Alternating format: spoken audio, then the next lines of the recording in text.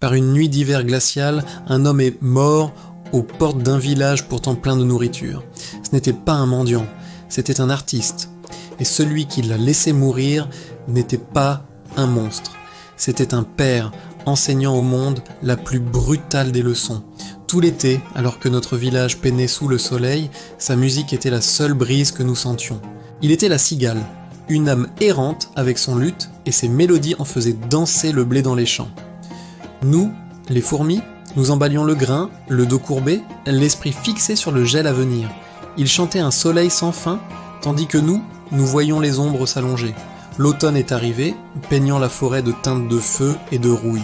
Notre travail a doublé. Nous avons transporté, empilé, préparé.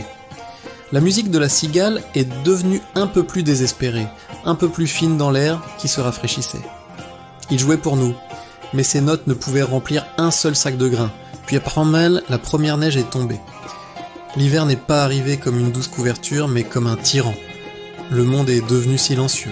Une nuit, on a frappé à la porte de l'ancien du village. C'était la cigale, un fantôme de l'été, les doigts trop engourdis pour jouer, la voix réduite à un murmure. « Aidez-moi » a-t-il plaidé. « J'ai faim ».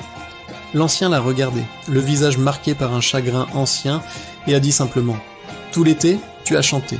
J'en suis fort aise. Eh bien, dansez maintenant. » Il a fermé la porte, non pas sur un homme, mais sur un choix.